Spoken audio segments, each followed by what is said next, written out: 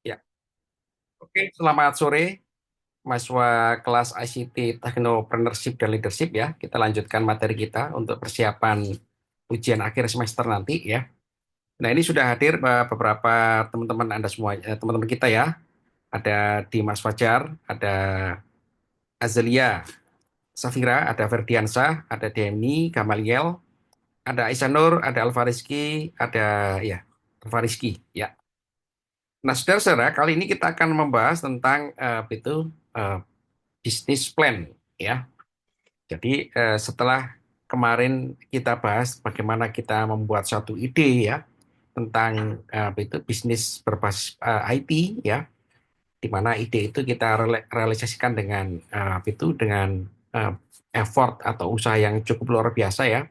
Maka kita pasti akan selanjutnya adalah kita akan didrive ya, didorong untuk membuat satu konsep usaha. Nah, konsep usaha ini saudara-saudara harus kita tuangkan dalam bentuk namanya business plan ya. Jadi yang namanya itu orang mau membuat suatu usaha ya kan, itu minimal dia harus membuat suatu namanya business plan. Ya, kenapa membuat business plan? Karena disitulah awal mula itu perusahaan besar itu dimulai ya. Jadi kalau Anda punya visi mengembangkan satu perusahaan yang besar, maka dimulai daripada membuat suatu business plan ya.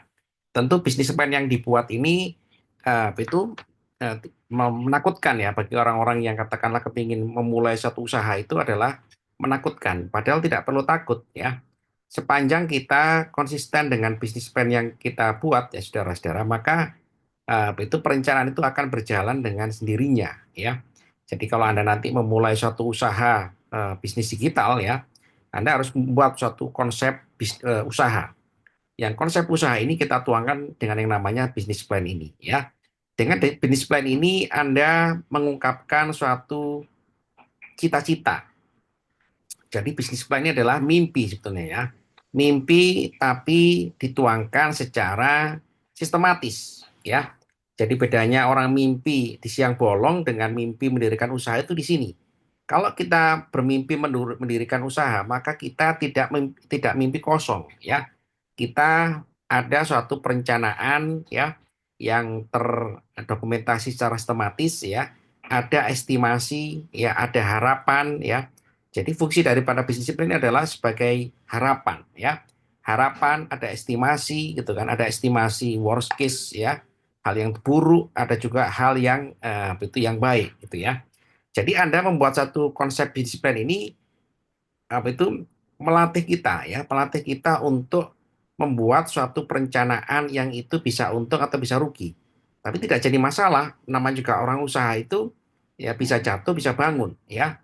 Bahkan juga bisa jatuh bangun gitu ya. Tapi dari situ dia akan belajar ya. Belajar untuk menjadi orang yang tahan banting ya. Jadi kalau kita lihat saudara-saudara, success story daripada orang-orang yang mendirikan usaha itu pasti dia adalah mengalami pahit getir ya. Pahit getir atau jatuh bangun. Nah, tapi itu semua dijalani ya karena itu adalah bagian daripada proses keberhasilan. Nah, itu saudara-saudara, orang yang katakanlah itu jatuh bangun tadi itu saudara-saudara, maka dia sudah tahu ya. Dia sudah tahu bahwa itu bisnis plan-nya itu pasti akan jatuh bangun. Tapi dia tetap konsisten ya untuk memegang yang namanya bisnis plan tadi itu sebagai cara untuk mengembangkan perusahaannya ya. Jadi bisnis plan ini saudara-saudara adalah bisa kita definisikan secara akademik, dia adalah dokumen resmi ya yang menjelaskan ya, a formal document that outlines ya, yang menjelaskan tujuan bisnis, strategi bisnis, dan prosedur operasional. Nah, ini ya, dia mengcover tiga ini ya. Tujuan bisnis, strategi bisnis sebagai pengembangan, dan operasional. Dan operasional adalah bagaimana menjalankan perusahaan ya. Jadi tiga hal ini ya, tujuan bisnisnya apa, pengembangan bisnisnya, dan pelaksanaan bisnisnya. Nah, gitu ya. Nah, apa yang harus di outline di dalam tiga scope tadi itu ya, tiga itu ruang lingkup yang besar tadi itu ya, maka paling tidak adalah produk ya. Produk ini harus Anda definisikan ya, produk atau jasa ya. Karena orang membuat satu usaha itu pasti dia menjual, ya. Apa yang dia jual? Kalau tidak barang, ya atau jasa, ya gitu ya. Maka Anda harus bisa mendefinisikan produknya apa, produk digital yang Anda jual, atau juga servis layanan terkait dengan teknologi digital yang akan Anda jual. Nah, itu jelas ya. Seperti orang itu sekarang ini kan rame ya, moda-moda transportasi online gitu ya, seperti Gojek ya, seperti Grab. Sekarang kan mulai bermunculan merek-merek gitu kan, merek-merek transportasi online gitu ya, yang hampir mirip-mirip satu sama lain. Nah, itu saudara-saudara, dia mendefinisikan produknya. Apa produknya? Ya, baru-baru ini muncul gitu kan, produk aplikasi gitu kan, sejenis dengan Gojek atau Grab ya. Itu apa nggak salah ya? Saya lihat di jalan itu ya, ya itu karena melihat sekilas tidak tidak secara itu detail ya, ya tapi kurang lebih sama lah dengan platform Gojek sama Gokar ini ya. Jadi kalau kita lihat saudara-saudara, itu kan, produk itu harus kita definisikan. Ya, dan produk itu harus dibuat ada diferensiasinya, ya. Diferensiasi itu maksudnya adalah ada pembedaannya, ya. Jadi boleh produk itu sejenis, tapi harus ada diferensiasinya. Nah, diferensiasi itu adalah keunggulan, ya, keunggulan daripada produk Anda, ya. Katakanlah produk Anda itu ada keunggulan, segala macam keunggulan itu harus dibuktikan dan betul-betul dirasakan oleh konsumen, ya. Jadi kalau Anda mendefinisikan produk Anda itu lebih manis, maka itu harus ada buktinya bahwa produk Anda itu lebih manis dari yang sudah ada. Nah, gitu ya. Atau juga servis. Ya, kemudian setelah Anda definisikan produknya, ya, atau juga servisnya, maka Anda juga menjelaskan diferensiasinya, keunggulannya gitu kan, sampai juga spesifikasinya, karakteristiknya gitu ya, sampai juga jaminannya gitu ya. Maka Anda selanjutnya adalah target market ya. Nah, target marketnya siapa? Nah, Anda harus bisa mendefinisikan target market ya. Target market misalkan Anda membuka usaha gitu kan, warung kopi ya. Sekarang itu kan banyak sekali bermunculan kafe-kafe itu ya untuk anak-anak muda ini. Betul ya saudara-saudara ya? Halo. Halo. Nah, Iya Ya Pak. Pak, betul. betul kan? Ya, ada kok kafe ini namanya unik-unik ya karena memang kreativitas kreativitas anak muda ya. Ada kafe tuku gitu ya. Dalam bahasa Jawa itu kopi beli. Ya memang orang ke situ nggak beli kopi. Namanya lucu. Ya, ini contoh aja ya, bukan bukan bermaksud yang lain ya. Kafe tuku, ya ada lagi kafe tangi turu gitu ya. Kafe bangun tidur gitu ya. Lucu-lucu ya, menarik semuanya ya. Dan juga itu sangat kreatif, inovatif ya, mendesain satu produknya ya kan, dan menimbulkan juga experience yang luar biasa juga ya gitu. Nah, ini target market juga harus Anda definisikan. Siapa target marketnya ini? Ya, target market ini gitu kan, Anda harus produk Anda ini memang dibutuhkan oleh target market ini ya, atau segmented market ini ya. Anda harus bisa membuat segmentasi pasar daripada produk Anda. Nah, itu harus Anda jelaskan ya. Jelaskan ada data-data pendukung yang bisa dikaitkan ya. Bahwa di Jakarta ini gitu ya pengguna, misalkan pengguna aplikasi moda online itu berapa persen gitu kan. Kemudian kekecewaan mereka berapa persen gitu kan. Kemudian apa yang belum mereka penuhi gitu ya. Artinya Anda punya data analisis gitu kan bahwa produk saya ini bisa loh masuk ya di dalam target market ini ya. Jika misalkan Pak penguasa moda online itu udah dikuasai sama aplikasi X sama Y, itu mereka itu 60% ya. Berarti ada 40% ya yang itu menjadi target market Anda. Kalau target market itu katakanlah tidak sampai 40%, Anda menyentuh 20%, itu udah bagus. Udah bagus sekali. Berarti Anda itu memiliki suatu kemampuan ya, kemampuan targeting market yang sangat tajam. Nah, jadi kalau Anda sudah bisa melingkan ya, menghubungkan antara produk Anda atau servis Anda dengan target market itu tercapai, itu luar biasa saudara-saudara. Ya, katakanlah Pak, kalau tercapai 1% ya nggak apa-apa juga. Itu kan nanti jadi bahan evaluasi. Kenapa kok produk saya ini tidak bisa reach ya mencapai katakanlah di atas 5%. Nah, itu nanti dievaluasi di akhir tahun ya. di akhir tahun atau juga dalam jangka waktu tertentu yang itu make sense gitu kan untuk melakukan evaluasi produk dan juga market. Nah, seperti itu ya. Kemudian dari situ sudah saudara, kalau Anda sudah punya target, maka target ini tidak hanya sekedar target. What next dengan target? Nah, itu nanti ya. Berarti kalau Anda sudah punya target, market gitu kan, maka Anda sudah punya gambaran ikan yang akan Anda tangkap. Ya, Pak, saya mau merebut pasar itu 30% aja deh. Nah, berarti Anda sudah punya gambaran berapa target marketnya itu. Nah, gitu ya. Nah, kemudian saudara-saudara, Anda juga harus menyampaikan dalam bisnis proposal itu ada kompetitor. Kompetitor itu semua dianalisis, ya, dijelaskan, ya, kompetitor itu keunggulannya, ya, produknya, ya, kemudian kenapa dia menjadi penguasa pasar, gitu ya, kemudian apa itu kekecewaan-kekecewaan konsumen mereka ini apakah ditangani dengan baik, gitu kan, itu artinya saudara-saudara Anda mengetahui cara kerja mereka, ya, bahkan juga sampai strategi daripada pengembangan usaha daripada mereka.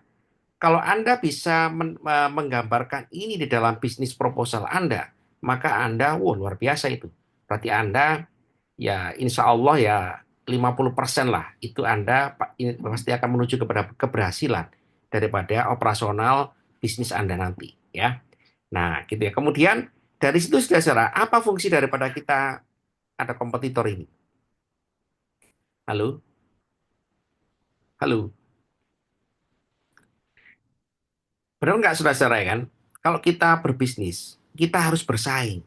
Ya, jadi kalau itu Anda itu menjadi bisnismen, Anda harus siap bersaing, ya.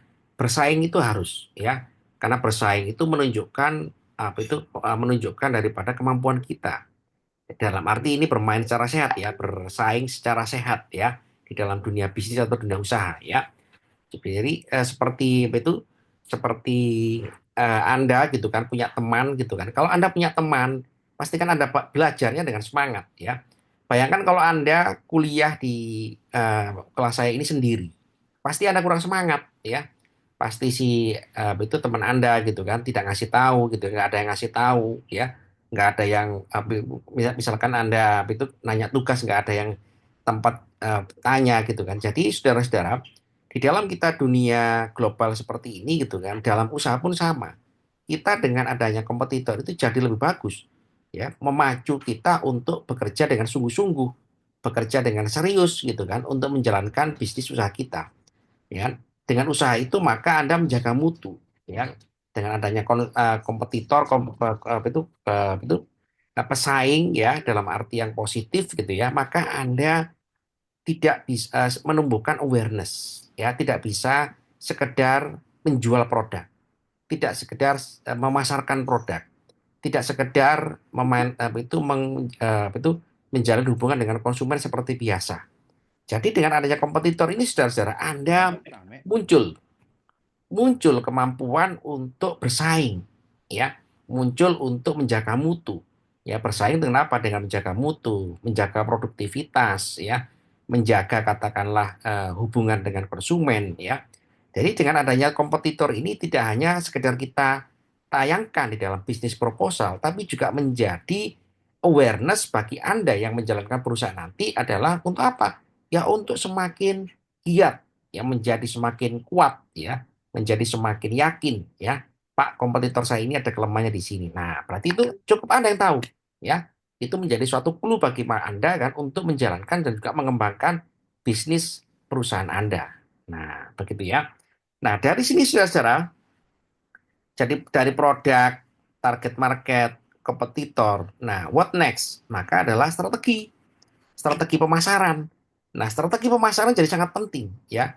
Marketing dan sales itu hal yang berbeda ya katanya ya kata orang-orang kata orang-orang pemasaran berbeda katanya ya ya bisa dikatakan yang satu marketing itu adalah bagian daripada promosi gitu ya promosi gitu ya nah, bagian atau juga promosi itu bagian daripada marketing ya dia tidak menjual secara langsung ya tidak direct sell gitu ya tapi dia macam-macam fungsinya marketing ini ya marketing ini fungsinya adalah itu menciptakan area market ya. Jadi pemasaran itu tidak menjual barang sebetulnya ya, karena yang jual barang itu sebenarnya adalah sales ya. sales ya, sales departemen gitu ya. Tapi yang paling penting adalah marketing ini adalah menciptakan ruang, ya, menciptakan space, menciptakan apa itu market, ya, menciptakan pasar, ya. Supaya apa? Supaya produk Anda ini bisa masuk. Nah, bagaimana produk Anda bisa masuk kalau Anda tidak punya pasar? Gitu ya. Jadi hal yang paling sulit di dalam kita merancang usaha itu adalah bukan masalah menjualnya, tapi masalah menciptakan pasarnya itu. Kalau Anda bisa menciptakan pasar, maka produk Anda itu otomatis pasti laku, ya. Sebagai contoh adalah apa itu? Sebagai contoh adalah ini ya, apa itu? Motor listrik ya. Motor listrik ini kalau kita lihat saudara-saudara, dia kan apa itu mulai berhasil menciptakan pasar, ya. Apa berhasil menciptakan pasarnya? Dia masuk ke dalam regulasi, ya. Nah, itu salah satu contoh keberhasilan marketing itu karena menciptakan pasar, ya. Karena apa? Ya itu kita nggak tahu ya, tetapi yang pasti adalah entah itu kesadaran pemerintah atau juga karena ini ya, karena peran daripada pengusahanya gitu kan, sehingga ini menjadi suatu suatu regulasi, ya. Orang kalau beli motor listrik dapat insentif, entah itu pajaknya, entah itu apa. Artinya itu, wah, orang jadi tertarik, ya. Orang jadi tertarik, ya kan? Bayangkan kalau misalkan motor listrik sama mobil listrik itu tidak didukung oleh regulasi insentif misalkan. Apa yang terjadi, saudara? Halo, saya tanya kepada Anda. Halo, halo, halo, halo. Iya Pak, Nah, apa yang terjadi kalau misalkan motor listrik, mobil listrik itu tidak didukung oleh regulasi? Laku nggak kira-kira? enggak Pak. Ya, itu ya, nggak laku, gitu ya, karena pasarnya motor listrik itu kan dikuasai oleh mesin-mesin pembakaran, ya, mesin-mesin berbasis itu minyak bumi, betul kan? Ya, Anda juga sama gitu kan, Pak. Motor itu ya kalau nggak merek Sanyo ya merek Sinyo misalkan gitu, gitu ya. Pokoknya motor itu orang Indonesia itu mereknya Sanyo atau Sinyo, gitu ya. Misalkan ini contoh aja, ya. Jadi motor listrik ini saudara kalau mau masuk ke Indonesia, dia udah pasti kalah, kalah. Tapi pinter ini ya pengusaha, entah ini pengusahanya atau juga kebetulan atau pemerintah atau gimana ya, ada regulasi. Nah, regulasi ini masuk orang jadi tertarik kan, akhirnya orang jadi beli kan, begitu nggak yang Anda lihat? Halo, halo. Betul Pak, betul. Nah, itulah contoh daripada marketing, ya, mengcreate pasar, ya. Jadi marketing itu market, ya, menciptakan pasar, ya. Lewatnya macam-macam, ada lewat regulasi, lewat promosi, lewat sosialisasi, macam-macam lah ya. Nah, baru terjadilah yang namanya penjualan, ya. Baru kalau Anda sudah bisa menciptakan market, ya kan, maka Anda pasti sell. Nah, gitu ya. Nah, selanjutnya adalah strategi. Ya, strateginya adalah bagaimana memasarkan produk ini ya, lewat cicilan, lewat kredit, lewat installment, lewat macam-macam ya. Itu strategi ya. Kemudian financial plan ya, Anda dalam mengelola usaha itu pasti ada yang namanya operasionalisasi ya. Ada unit production, ada unit marketing, ada unit sales, ada unit-unit ya, yang semua itu dioperasikan oleh sumber daya manusia, ya, dioperasikan oleh manusia. Berarti apa? Anda harus bicara financial plan, ya. Revenue-nya berapa, ininya berapa gitu. Pengeluarannya berapa, gajinya berapa. Ini semua harus Anda perhitungkan. Pak, rugi nggak? Gimana Pak? Ya nggak apa-apa. Orang itu usaha itu pasti rugi. Ya di awal gitu ya. Di awal rugi. Ya ruginya. Jadi Anda mungkin ya kata orang yang pernah menjalankan usaha itu ya, entah itu rumusan empirik atau pengalaman pribadi ya, 5 tahun itu pasti banyak investasinya ya.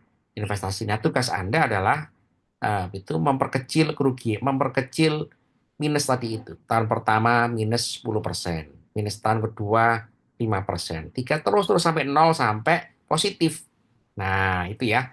Jadi Anda kemungkinan gitu ya untuk menjalankan usaha ini pasti finansialnya pasti akan minus, tapi nggak apa-apa.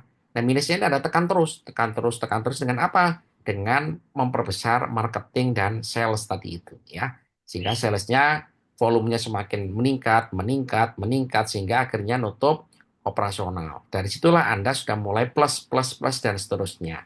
Dan akhirnya pengembangan, ya. Nah, kemudian saudara-saudara, di dalam Anda menjalankan suatu bisnis usaha, pasti Anda wajib membangun yang namanya teamwork, ya, kerjasama tim. Kerjasama tim ini di mana? Ya, di dalam ruang lingkup organisasi perusahaan Anda. Nah, tim manajemen. Nah, itulah ya. Jadi tim manajemen juga ada struktur organisasinya, ada aturan organisasinya, gitu ya, ada peran, ada tupoksi, ya, ada distribusi tugas, kewajiban, ya, dan seterusnya dan seterusnya. Sehingga Anda itu punya suatu konsep, ya, menjalankan usaha itu, ya kan, paling tidak berdasarkan 6 aspek ini, ya, product or service, target market, gitu kan, kompetitor, marketing, and sales strategies, ya, kemudian financial plan dan manajemen tim. Nah, begitu saudara-saudara, ya. Halo, jelas saudara? Halo. Iya, Pak. Nah, jelas ya. Nah, nanti kalau misalkan apa itu UASnya Anda membuat ini, tapi untuk digital bisa ya kira-kira ya, membuat bisnis plan seperti ini. Ya, halo, halo, Berarti UASnya nanti gimana, Pak? membuat proposal bisnis plan. Nah, seperti ini, ya. Halo, halo. Bisnis plan-nya semacam proposal gitu ya, Pak? Apa Iya, gimana, Pak? proposal aja ya. Kayak gini aja proposalnya. Ya, nanti ini saya share kepada Anda, ya. Halo. Iya, Pak. Ya, oke ya. Salah nggak apa-apa, ini kan juga itu latihan ya, karena kan nggak mungkin saya, Pak ini harus harus jadi perusahaan ya, enggak lah. Ini latihan ya, latihan membuat satu usaha ya. Gitu saudara ya. Jadi konsepnya UAS ini latihan, latihan buat usaha ya, tapi dengan presentasi ya, saudara-saudara. Bisa ya kira-kira ya. Presentasinya nantinya presentasinya gimana, Pak itu, Pak? Langsung di kampus atau gimana, Pak? Direkam ya, direkam 5 menit aja. Ya 5 sampai 10 menit ya. Direkam nanti saya tinggal cek aja ya. Oh, berarti nanti ini buat bisnismennya kan ada PPT sama Word. Ini kita PPT aja apa gimana, Pak? PPT aja. Ya, PPT. Oh, baik, Pak. Ya. Ini bisnis plan-nya bebas kan ya, Pak? Bebas ya, bebas, tidak harus digital ya. Nah, Anda bikin kopi misalkan kafe kafe di pojok gunung misalkan, nah, itu bebas lah ya. Nah, kreativitas anak muda ya. Hmm, bebas Baik, Pak. ya. Boleh tolong ini nggak Pak bantu share Pak yang tadi Pak link apa web Ya, ya, tadi ya. buat Tadi ya, acuan Pak. ya, tadi udah saya share di grup ya. Hmm. Oh ya baik Pak, terima kasih Bapak. Oke, nanti kita lanjutkan ya, kita kurang sekali lagi ya saudara-saudara ya, kurang sekali lagi untuk KP ya, gitu, Baik untuk Pak, melanjutkan tentang bisnis plan tadi ini ya. Oke, ini sudah saya baik rekam, Pak, nanti saya share ke Anda semuanya ya.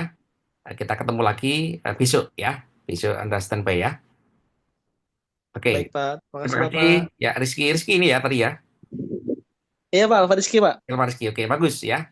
Oke. Nanti saya jelaskan lagi supaya nanti Anda tidak takut. Pak, apakah harus bisnis usaha beneran? Ya enggak lah ya.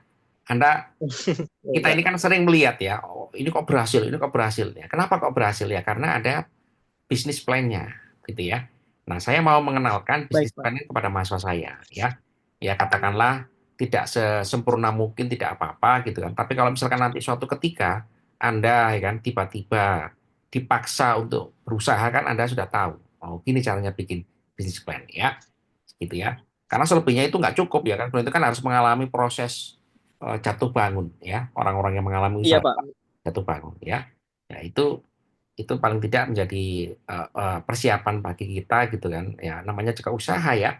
Insya Allah kalau tujuan Iya kita Pak, betul. baik ya, Insya Allah pasti akan berhasil ya. Tapi kita mulai dari mana Iya nih, Pak. ya kan gitu, mulai dari mana gitu kan. Dan orang itu kalau bicara usaha selalu bilang mulai dari mana, ya mulai dari bikin usaha, perencanaan dulu, bikin perencanaan ya. Kemudian bisa juga join venture ya, utang investasi, macam-macam boleh ya, karena masalah ya. Yang penting kita bertanggung jawab dalam melaksanakannya gitu ya. Jadi karena itu mental saudara, pengusaha itu adalah mental ya, mental konsisten untuk berjuang ya, mewujudkan usaha. Oke, terima kasih saudara atas waktu Anda. Nanti kita ketemu lagi insya Allah besok ya. Assalamualaikum warahmatullahi Baik, wabarakatuh. Pak.